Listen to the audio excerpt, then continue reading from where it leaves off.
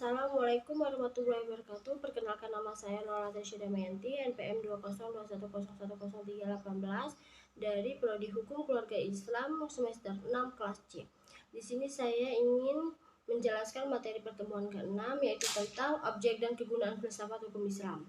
Yang pertama, hukum Islam mengacu pada pandangan hukum yang bersifat teleologis. Artinya, hukum Islam itu diciptakan karena ia mempunyai tujuan. Tujuan dari adanya hukum Islam adalah terciptanya kedamaian di dunia dan kebahagiaan di akhirat. Jadi hukum Islam bukan bertujuan meraih kebahagiaan yang fana dan pendek di dunia semata, tetapi juga mengarahkan kebahagiaan yang kekal di akhirat kelak. Inilah yang membedakannya dengan hukum manusia yang menghendaki kedamaian di dunia saja. Sedangkan tujuan Islam tersebut merupakan manifestasi dari sifat Rahman dan Rahim, yaitu Maha Pengasih dan Maha Penyayang Allah kepada semua makhluknya. Rahmatan lil alamin adalah inti syariat atau hukum Islam. Keberadaan syariat tersebut dapat menegakkan perdamaian di muka bumi dengan pengaturan masyarakat yang memberikan keadilan kepada semua orang. Keadilan sangat mulia di hadapan Tuhan, dan sifat adil merupakan jalan tujuan takwa setelah iman kepada Allah. Hukum Islam dalam upaya menegakkan itu semua harus siap menghadapi kejadian-kejadian baru yang timbul karena perkembangan masyarakat dan perubahan suasana. Oleh karena itu, pengajian filsafat hukum Islam mutlak diperlukan. Keberadaan filsafat hukum Islam akan menegakkan hukum Islam dan memberikan jawaban terhadap tentang zaman dan merupakan hukum terbaik sepanjang zaman bagi alam semesta. Sebagaimana dikemukakan sebelumnya, setidaknya ada 5 sistem hukum yang hidup dan berkembang di dunia, yaitu yang pertama ada Common Law, Cum Law yang juga dikenal dengan Anglo-Saxon. Yang kedua ada Civil Law, biasanya disebut dengan Eropa kontinental. Yang ketiga ada Custom Law. Yang keempat ada Islamic Law dan sistem hukum sosial komunitas.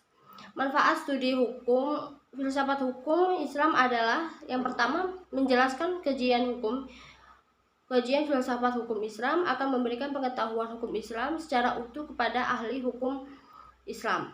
Kedua, filsafat hukum Islam diperlukan untuk pengajian secara mendalam terhadap hukum Islam. Yang ketiga, untuk mewujudkan hukum yang berkeadilan yang senantiasa sesuai kondisi zaman. Dan yang keempat, ada pengajian filsafat hukum Islam memungkinkan pemahaman Islam secara menyeluruh dengan ilmu-ilmu agama lain. Menurut para ahli ushul fikih, sebagaimana filsafat hukum Islam membagi filsafat hukum menjadi dua rumusan, yaitu yang pertama rumusan filsafat tasyri', yang kedua filsafat syariah. Filsafat tasyri' biasanya disebut dengan filsafat yang memancarkan ahli filsafat hukum Islam, menguatkan dan memeliharanya.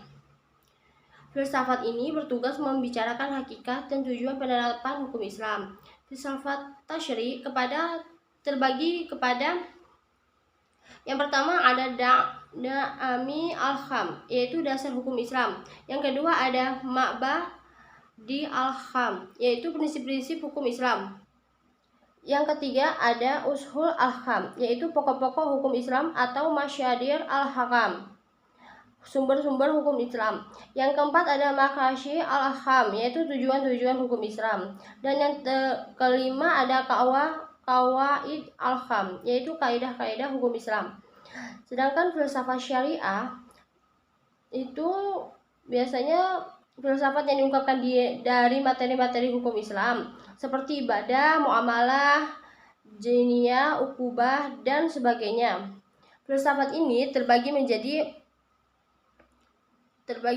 4 yang bertugas membicarakan hakikat rahasia hukum Islam. Yang pertama ada Asyara al-Hakam, yaitu rahasia-rahasia hukum Islam. Yang kedua ada khasa'is al-ham, yaitu ciri-ciri khas hukum Islam. Dan yang ketiga ada mahsin al-ham, yaitu keutamaan-keutamaan hukum Islam. Dan yang terakhir ada tawabit al-ham, yaitu karakteristik hukum Islam. Baik, cukup sekian penjelasan singkat dari saya. Saya akhiri. Wassalamualaikum warahmatullahi wabarakatuh.